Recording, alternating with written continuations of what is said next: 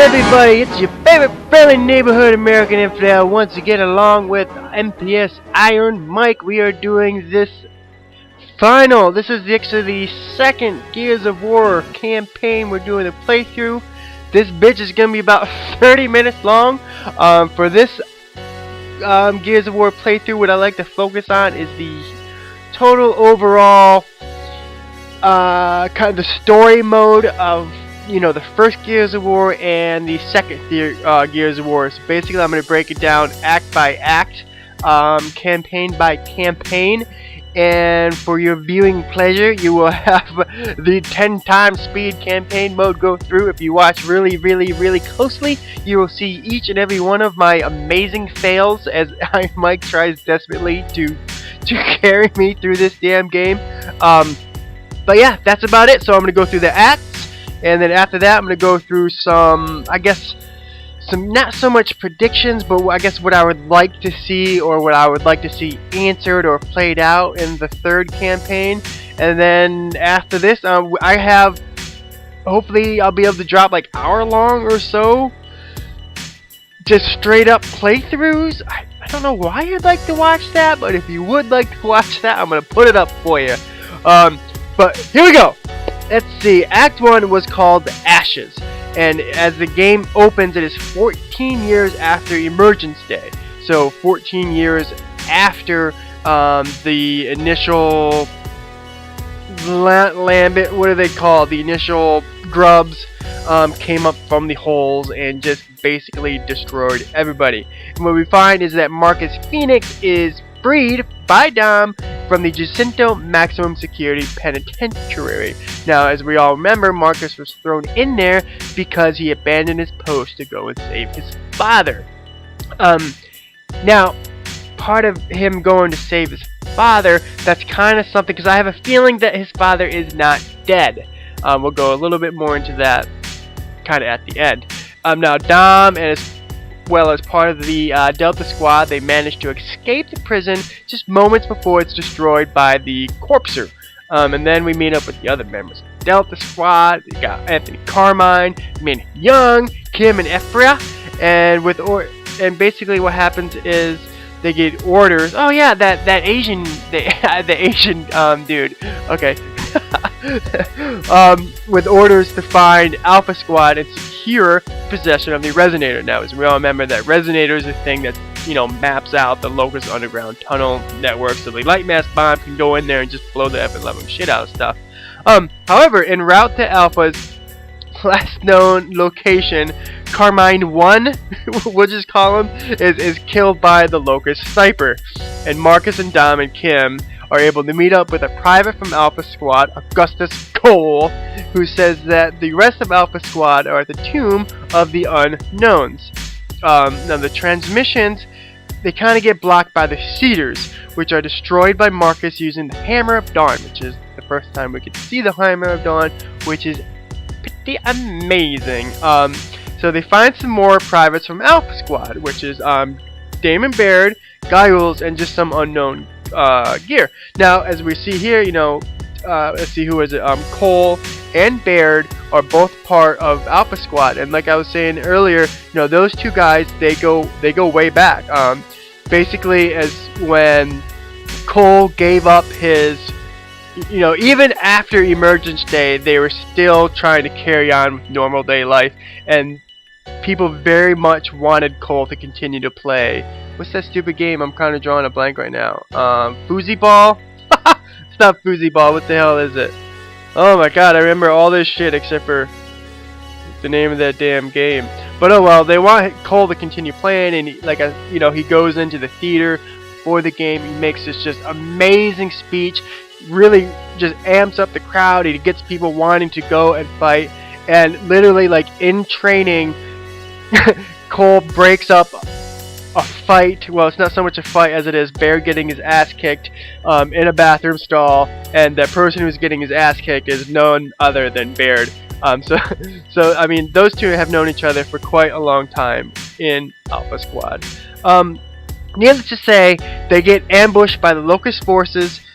Kim kind of gets thrown out there. He's on his own, and that's where we see General Ram just comes up and tears just tears a big ass sword through Kim's behind, and kind of that's about where Marcus regains his status as Delta Squad leader. Now I guess I'm not sure if Marcus was Delta Squad before or if he got thrown into Delta Squad now. I don't remember that. So if you guys know, that'd be kind of cool to throw in. Was Marcus in Delta Squad before he got thrown into the slab?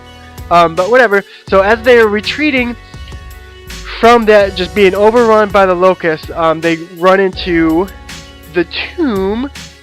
And then the unknown gear, it gets killed again, covering fire. And then Marcus is able to defeat that locust berserker.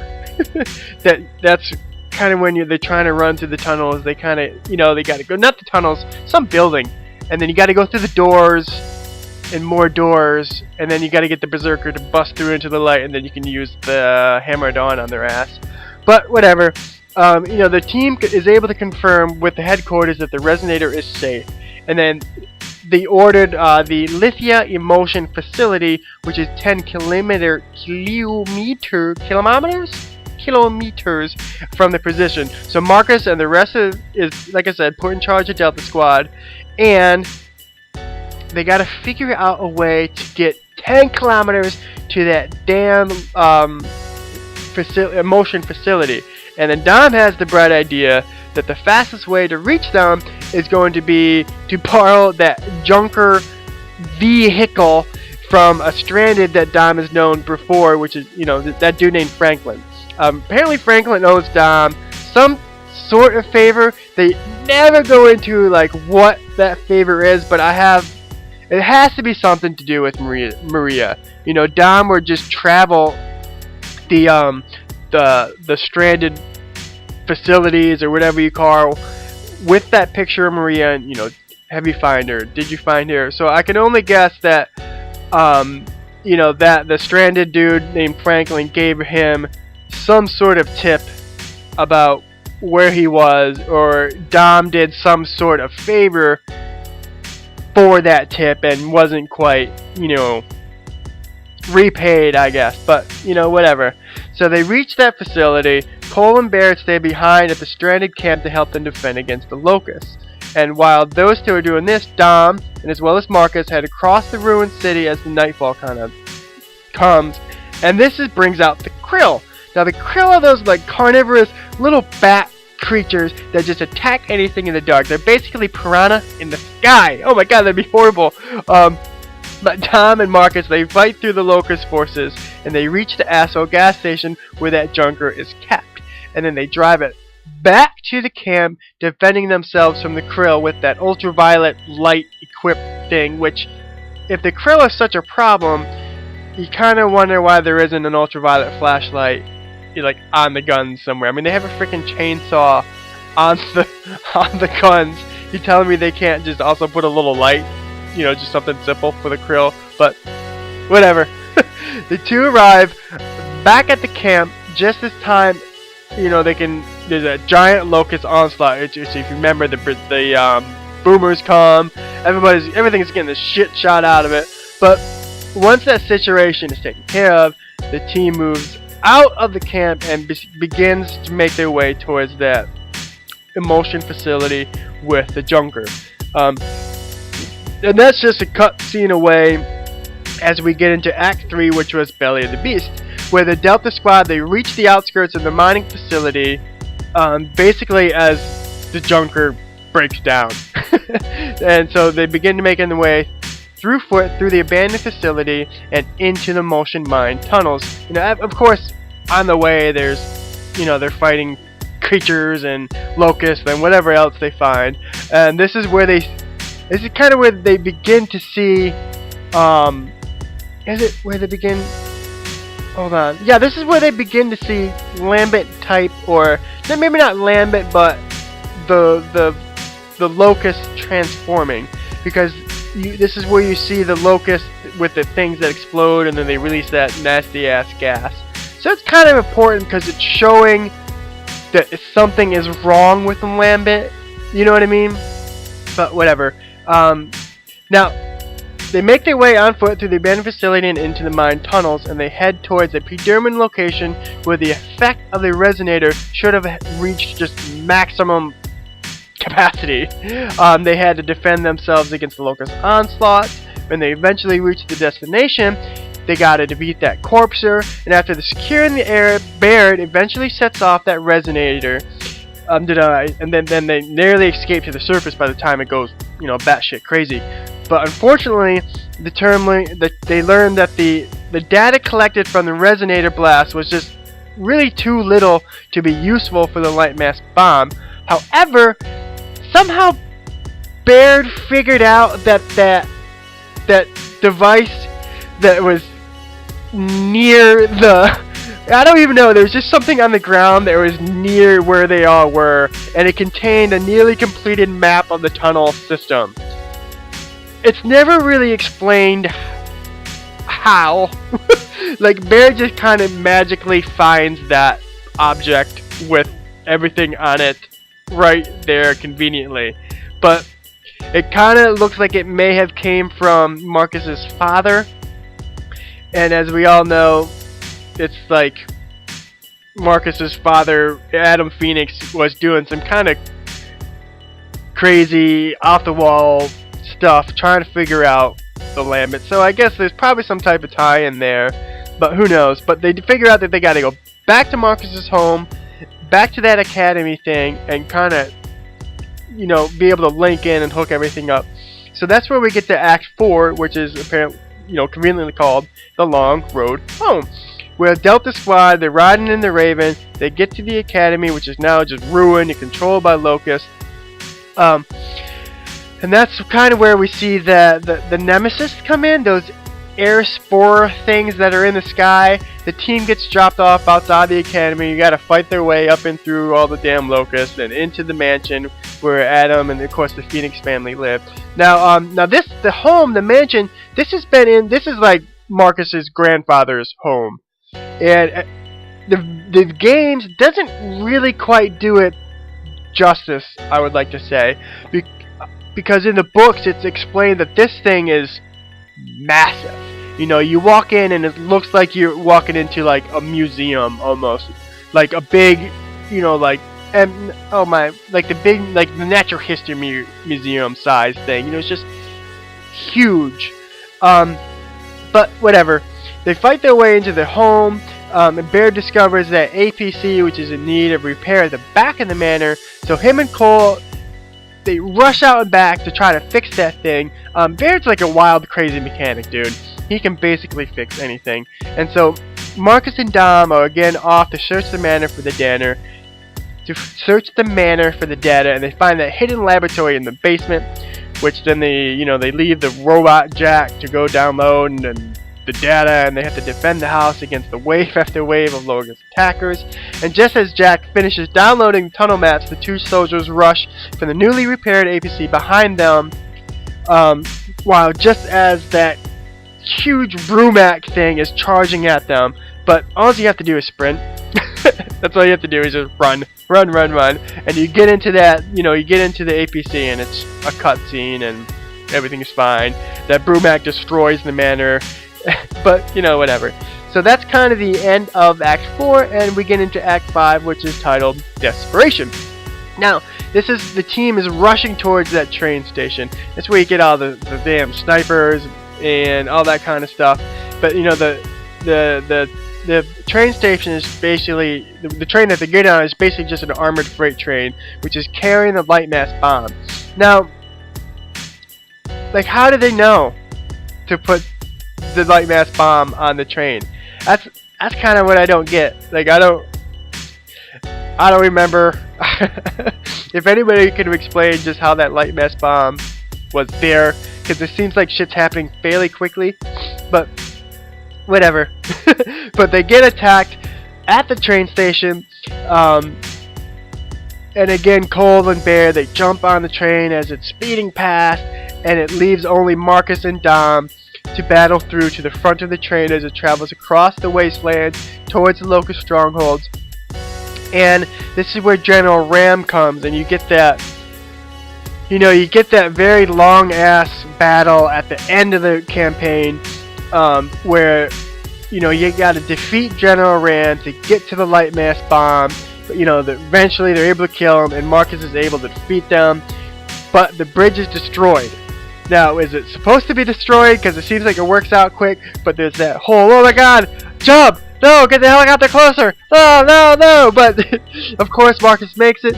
He uploads the tunnel data into the light mass bomb, activates it, and escapes the train by jumping into a nearby Raven with the help of Dom and Colonel Hoffman, seconds before the train falls off the tracks and into the emotion below. And of course, the bomb from the light mass launches into the Locust tunnels beneath, is successfully eradicating most of the important Locust strongholds, and it almost kills all of the Krill that are in the breeding grounds. And that's kind of important, because we don't see Krill in the second Gears of War game, and that's why, because they were all killed, of course. And then then we get that whole little speech from Hoffman thing about the victory to the rest of the world, but also that haunting voice from the Queen Merica, the Locust Queen. It says, we're not defeated. Kind of starts going into how there's other reasons about why the Locusts are there fighting, but it's pretty cool. It happens, and now it leads us into the second Gears of War campaign, and this kind of gets us right back into it. Once again, the Locust Queen gives that brief summary about what has happened in the Locust War over the last 15 years, how the war truly began. Kind of talks about the Pendulum Wars a little bit, and how the Locusts survived some of the light mass bomb, and how Jacinto is the last safe refuge for humanity. So the story, it kind of begins with Marcus, Dom, and Anya Stroud, where they're at the Jacinto Medical Center, which is just that hospital in Jacinto, and this is kind of where it all starts off.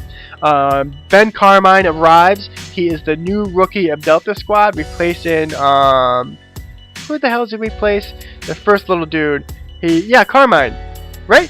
Yeah, Carmine. They get a continual line of Carmines. Am I right about that? Anybody? Yes, I think so. So Carmine 2, he basically gets ordered to stay back behind by Marcus. And during the attack of the hospital is where we meet Ty Clisio. And Ty is Islander. That's why he has all those crazy tattoos and that funny accent. He's an Islander. Ty fought with Marcus in the Pendulum Wars, so where they all go back. I think Ty was also in that raid where they got the light mass bomb from the Independent Republics. Maybe. But whatever. So with Marcus, Dom, and Ty, they move through the hospital, killing all the Locusts, all the drones, and then they meet back up with Carmine and force back the Locust horde outside of the hospital, and they basically pushes them into a retreat. And this is where Anya kind of talks with Dom about a lead she possibly had on his missing wife, Maria. Now, unfortunately, the lead was wrong, which just basically just pissed off Dom some more. But I don't know, Dom's been struggling with this shit for like 10 years. Just imagine the love. Everybody's dying all around him, and Dom's still like, there's still a chance. I don't know. I think after a month, if my old lady was gone, I'd be like, you know what, time to go get Miss Strange. Whatever. But so after the hospital attack, this is where we kind of meet Chairman Prescott. He's outside of the building rallying the Gears, and Marcus is like, yeah, go to, STFU. He tells them how the Locust Horde survived the light mass bomb, and they returned stronger than ever, even more pissed, and kind of brought that thing that can sink cities. And that's why they're all on Jacinto, because it's got that solid granite foundation, and for some reason they just haven't been able to sink it yet. So the only thing they can think to do is just to have that all-out, balls-to-the-wall attack on the Locust Horde in the Hollow. But to do this, the COG forces have to escort those heavy trucks called derricks towards the Locust Horde occupied out of Landdown, and use the grind lifts to barrel down into the hollow and fight back against the Locusts. And this is where we see Dizzy Wallen. Dizzy is the kind of the Rick Driver 314, also known as Manny. On the way to land down, Locust forces again attempt to destroy the derricks, but they only manage to destroy a small amount of them as the gears fight back in defense. At land down, the derricks make their way into the cemetery, where the gears on the surface provide protection against, so that they can start deploying the gears underground. Unfortunately, the Locust forces attack one more time, this time led by that Scourge dude who's kind of like Darth Maul with the double-edged chainsaw thing. But, the gears get underground, which is the important thing. Now, Dizzy and Ty are here, and they fight Scourge in order to prevent him from stopping Delta Squad from heading underground. Now, both of those guys, they survive, so everything is good. And Ty somehow manages to leave his ground lift and also joins battle. While the two battle Scourge, Marcus and Dom are able to get out of the grind lift, look on helplessly before they're being projected under the ground into the hollow. And this brings us to Act 2. Once underground, Marcus and Dom regroup with Carmine and move through the hollow, supporting the other gears, such as Alpha Squad, who are under attack from Locust forces. As they journey deeper into the hollow, they continue just killing the shit out of people until they discover the source of what is sinking entire cities, that giant rift worm thing, which is actually commanded by Scourge. The rift worm is basically just a big worm that eats everything underneath the city and just lets it drop. And this is actually, we see that city, Lima, which is, right in front of the eyes, creates that massive sinkhole, and then, so that's what they're doing. They're using that rift worm to sink cities around Jacinto, hoping to punch holes around humanity's haven, which will cause everything to sink in the end. So Delta makes that way through that sunken city, which is just destroyed and really cool looking, and basically they try to look for survivors until they walk into that ambush. And the ambush is actually where, Cole comes through and just saves them in the end, because Cole's boss. Cole kind of tells them about Delta and Barrett and the Jump 8 Tanner have gone missing while searching for them. But Delta comes across the remains of Tanner, which is just barely recognizable, where they find Barrett locked in that metal contraption thing, which is just, I think it's just, no, that's where the Locusts are actually now starting to hold prisoners. Which leads us to, why are they holding prisoners? I think it's because they're actually experimenting with the effects of emulsion. That's why I think they have prisoners. Because they're using the humans to see what emulsion is doing to them. So they find that beast barge where the Locusts take the prisoners to torture them, which torture whatever happens. And it's also where they discover Ty, who has been severely tortured and broken him. Now, this is only like an hour, because we saw Ty was kicking ass, and now Ty is, less, I don't know, hour, 2 hours. So Marcus is like, alright Ty, shake off the dirt, here's a shotgun, let's go fuck up some people, and this is just where Ty shoots himself. It's really you start getting giant kicks in the balls. But, whatever. They kill that damn rift worm by, I guess they end up going in just like chainsawing its heart or something, right? That's what they do. But, whatever. This is Act 3 we're in now. And Act 3 is basically Gathering of the Storm, where Delta Squad is taken and then they're tasked with heading to New Hope Research Facility, which supposedly holds some information on the location of the actual Locust stronghold called the Nexus, which also is the location of the Locust Queen. So they blow through that damn facility.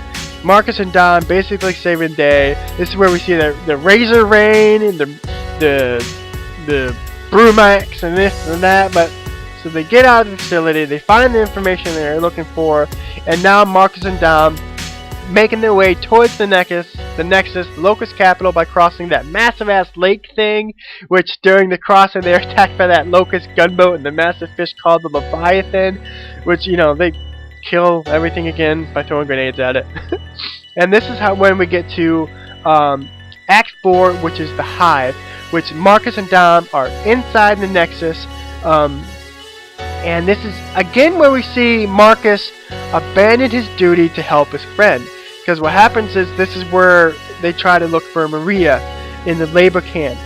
And you know, they end up finding her. She's miraculously somehow still alive.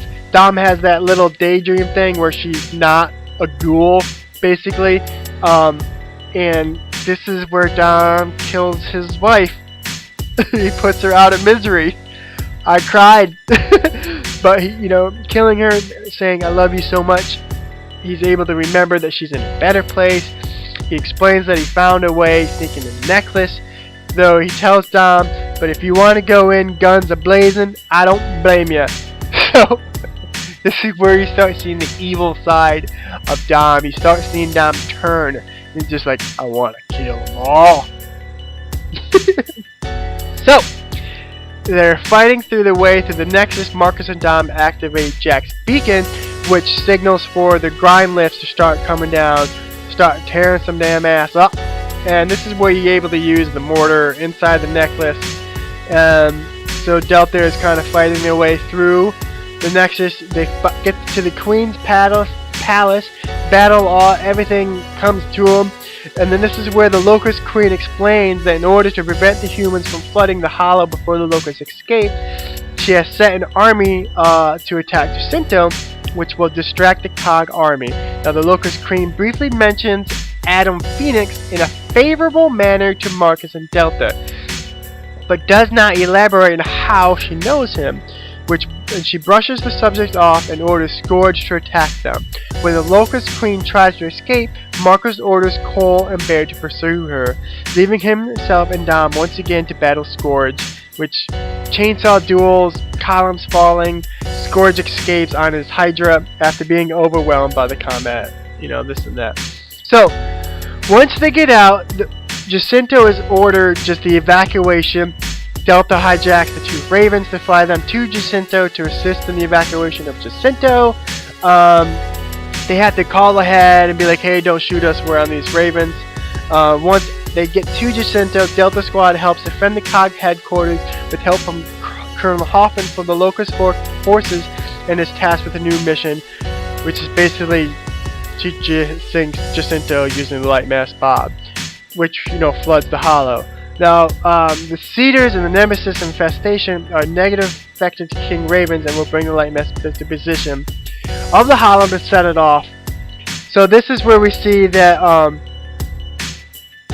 holy cow, this is where Dom, they drive that little tank thing through that frozen tundra, get to the bottom, and they get there, and Marcus and Dom head off to carry out the little operation, and Baird and Cole stay behind to assist with the light mass bombs preparation.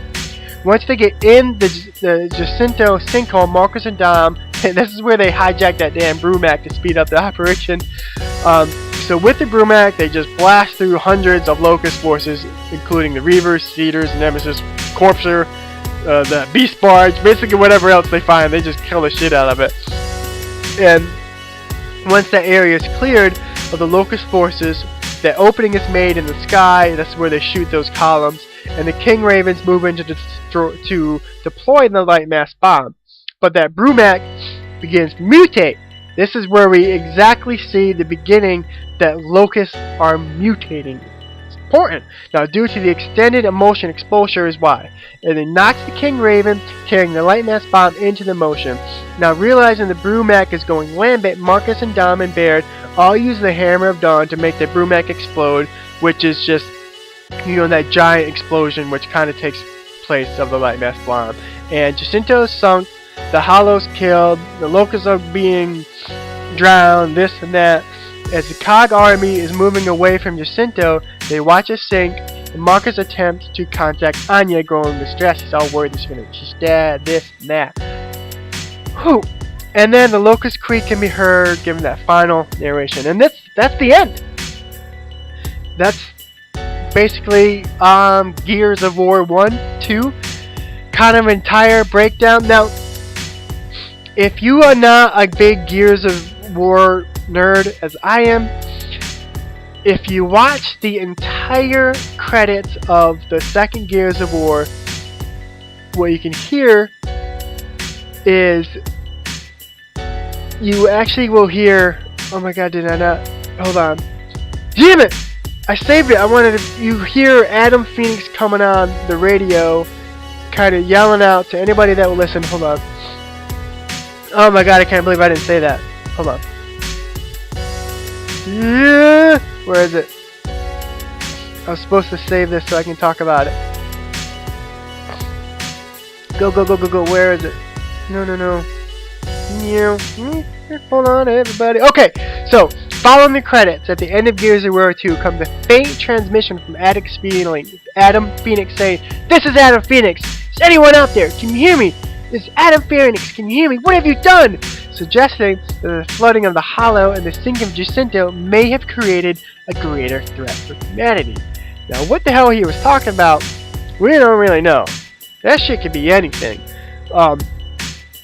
So I guess this is where I want to get into some of my predictions, some of the storylines that I hope are carried out. And I guess first of all, with that last thing, we begin to see that probably Adam Phoenix is not dead. He's got to be somewhere. He's got to be working on something, and it's kind of I guess obvious that he's not out of the loop. That he's been doing something, and it's kind of like, well, who has he been doing it for? Who has he been talking to? Because he's obviously not just keeping that in a hole somewhere. And this is kind of where reading the books is a little bit helpful with filling all this information. Because at the end of the newest book, when they're at the islands, there is some sort of kind of weird, crazy data upburst, and nobody really knows where it's going. And so I can only assume that all the information that is being collected, basically with those stock things that are popping up, the new Lambit things that are popping up, I'm guessing all this information is being sent to Adam Phoenix so he can research it and break it down. But what I don't know why is it doesn't seem to be any return. At the very end of the book, General Prescott, is it Commander Prescott, whatever he is, he leaves and doesn't leave an explanation for anything. And in his absence, this is how the Gears of War disbands. And so you get those couple of guys, Delta Squad goes on that ship thing. Hoffman returns to Anvil Gate, and then you got the rest of some of the big section of the stranded, they go off wherever. I want to say there's a third party. I can't remember the third party, but golly, it's getting late. I needed some water and I didn't bring me any water. But let's just go into predictions of Gears of War 3 that I want to see. Obviously somebody's going to die. I'm hoping it's just like a secondary character, like in the second one. Obviously Ty was very important to the characters themselves, but not necessarily to the game. And following that logic, I can see like maybe Dizzy being killed. I can see certainly another Carmine's gonna get killed. But as far as a main character dying, oh man. Obviously Marcus can't be killed. I can see Marcus killing Prescott if they ever come into meeting again. Man, I can't picture Dom dying. If Dom dies, I'm just gonna quit the game. But so maybe Dom. I don't want it to be Dom though. I can see Baird being killed off, just because nobody actually really likes him anyway, but there's no way in hell Coltrane's gonna die. So it's kind of like, what else is gonna happen? Is it truly the end? You know, are they gonna figure out a way to kill the Lambent, to kill the Locust hordes? You know, maybe there'll be like the Locusts and the Gears will team up and just get rid of the Lambent, and then they'll be friends. That'll be amazing. that probably won't happen, but that'd be pretty cool. God, what else could happen? We definitely need to see some sort of answer to maybe a little bit insight into Marcus's life within the slab. That'd be interesting. Then, you know, the next book coming out deals with that, so that'd be cool. I guess I'm all done. I'm so sorry. It's been what, 35 or so minutes. I kind of rambled on. Good thing for that Gearsopedia thing, I guess. Man, but what else could there be? I don't know. I should have wrote this down. I should have had a game plan. I just want to get this out so I can start playing Gears of War 3. Okay. So what else is gonna get destroyed, I guess? I can see that ship that the guys are on getting messed up by the Stalks. And I would like to... I hope they get into what those Starks are, where they come from, because, you know, the Lambent themselves are just, you know, whatever the emotion gets into, you know, because we see in the books, we see Lambent dogs, we see Lambent cattle, even. What else is there? Lambent cat-like creatures, and crabs, or the polyps. So I certainly expect to see some more Lambent animals and doing their awesome things, you know, blowing up and whatnot. It'd be cool if there's like Lambent birds. Oh my god, that'd be hard as hell to kill. But I really want to know, what the hell are the Starks? Certainly we gotta find out what is on that disc that Hoffman stole from Prescott's desk, that, you know, even Baird, the mechanical engineering genius himself, he couldn't break the code. So we have to figure out what is on that disc. Hopefully they'll be able to encrypt it and, you know, release some more information. Hopefully we'll be able to find Adam Phoenix. Hopefully, if he's not still alive, it'll be good if we can find out where he was, what other stuff he was working on. All that would be amazing. So I don't want to go into too much more detail, I guess. I think the game's about to wrap up. So let's just get into what's coming up. So I'm going to start dropping full-on, hour-long Gears of War 3 playthroughs. This is the end. Look forward to that. If you want to play, man, send me a message. We're going to do groups of 4, I think Gears of War 3 will let you do. So send me a message, we'll play. And look, guys, I'm Merica NFidel. You're YouTube. Go to yoush.com. Stay classy, and I will see you guys later. Peace.